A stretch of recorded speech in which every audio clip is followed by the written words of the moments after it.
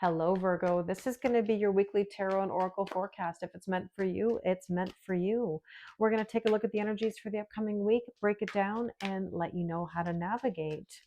This video is intended for all Virgo sun, moon, rising, and Venus signs. So if you'd like to check out your other astrological placements, please check out my other videos. Okay, let's get an overall theme and message. And we have the hungry ghosts. I saw this earlier in another reading, and I asked that zodiac sign if they've been ghosted. Now, I wish I could remember off the top of my head which reading it was. Oh, here comes somebody. Here comes Pandy coming in to remind us of something. So maybe there is somebody who ghosted you who's going to reappear. But that card can be about obsession, scarcity mindset, or attachment. Here comes Pandy again. I appreciate her persistence as per usual. You know, we've had some interesting energy because we just survived a full moon total lunar eclipse in your sign of Virgo, and it brought a lot of disruption to sleep this past week. It brought up anxiety and emotions that I think people weren't prepared for.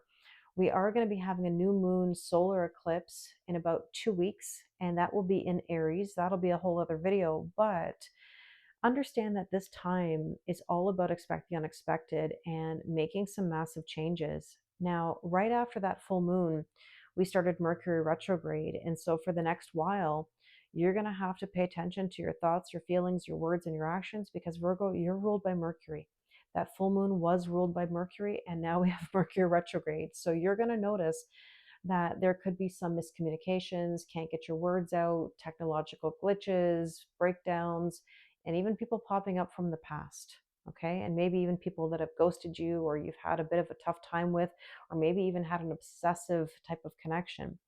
Now, Venus is still retrograde, and we've talked about this before, but essentially that means reevaluating your finances, your relationships, and even your self-worth. So let's take a look at what else you need to know this week. And we have here the Queen of the Light, illumination, enlightenment, and celebration. Well, there's the eclipse energy. Did the eclipse bring anything to light for you? Any epiphanies? And here we have the camel boy, small steps and asking for help. I saw that within the water sign readings, taking small steps, trusting the process, even being in receiving mode. There's nothing wrong with asking for help. Now, here's the thing. If you've asked for help to those closest to you and you haven't received anything, then that tells you a lot about your people. So please be aware of any overgiving that you could be doing or trying to control a situation or relationship. And here we have the Shadow Queen, acquiring knowledge, maybe feeling possibly insecure. There could be some manipulation. It's interesting because I believe I saw that in the Scorpio reading. And I talked about that, I think, with Cancer as well. So I don't know if you have those placements or you're dealing with any of those signs. But, this energy is bringing a bit of insecurity because we are in uncharted territory. We're learning new things. We're addressing things that we haven't thought about in a long time or at all. So let's see what you can expect. What are some of the events or challenges possibly this week? And we have here the Eight of Cups. See, walking away from things that no longer serve you. And I don't know, how sure am I, but pretty sure that that card came out underneath that same card in another reading. Interesting, because this energy is Capricorn energy, like it's devil energy, which is like obsession or restrictions, addictions, codependency. This is basically you walking away from things that really don't serve you and maybe from somebody who ghosted you. So the Queen of the Light, the illumination, this is a card for celebration. But on top of that, when I see three people in a card, I think two's company, three's a crowd. So there could be a need for boundaries or letting go of something that's been interfering into your day-to-day. Now, the small steps card, towards your happiness. 10 of Cups is ultimate wish fulfillment. And with that, we have here the Ace of Coins, which is tangible new beginning, new home, new job, new relationship. Okay. Let's take a look at what's unfolding. What are the opportunities? Maybe some obstacles, we shall see. Well, there you go. Justice, equal giving and receiving. That can be an obstacle because we find ourselves overgiving and then there's an imbalance and then we're frustrated and wondering why. We want to restore the balance, the harmony. Well, Five of Cups is a bit of sadness, grief, and disappointment. So that can definitely be an obstacle if you're still holding on to something from the past that you haven't grieved or let go of.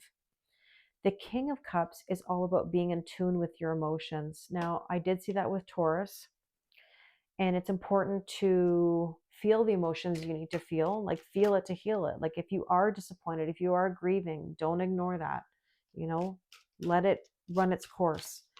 And there's the Sun card, which is the yes card, happiest card in the deck. It does indicate an energy of moving forward. So let's see what are some of the shifts and lessons for you, like what's changing or revealing itself. And there we have the Eight of Pentacles. You're working hard. And I just want to remind you that it's better to work smart than hard.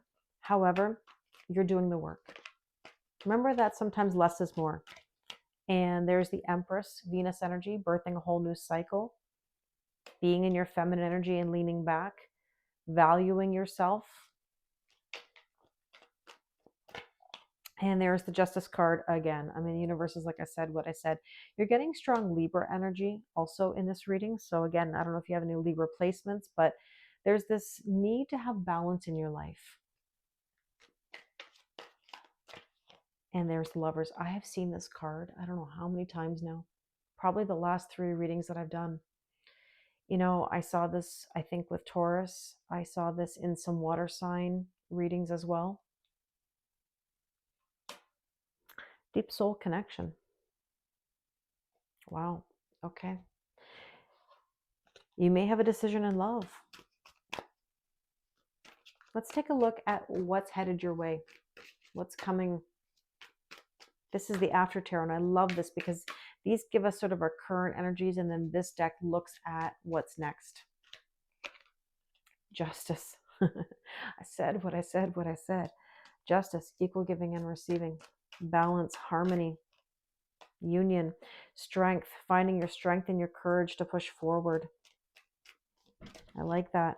Page of Cups, believe in miracles. Anything is possible right now. Ride the wave. Three of Cups. Said what I said. Celebration. This can also be an engagement, actually, and it's right under the Lovers. So there could be something here about a proposal or going to the next level, which is very exciting.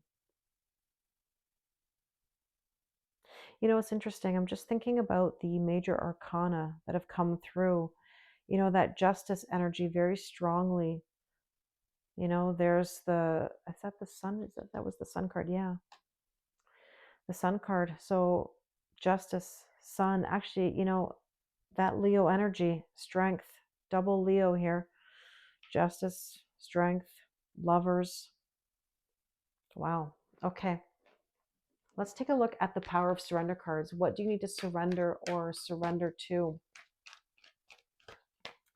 And we have surrender, denial. Accept people and situations exactly as they are without denying the difficulties. Then you can see things clearly and make the best decisions. Well, that's what I was saying earlier. Like, if your people are not showing up for you, then that's telling you something. You're finding out who's who. And that's not a bad thing, because sometimes we need to clear the roster a little bit, do some spring cleaning, you know, and maybe it'll invite some new energy in, new people to show you that there is love, there is care and support. I really hope this resonates with you. If you'd like to do a personal reading with me, the link is in the description box below. Thank you very much, and I wish you an amazing week.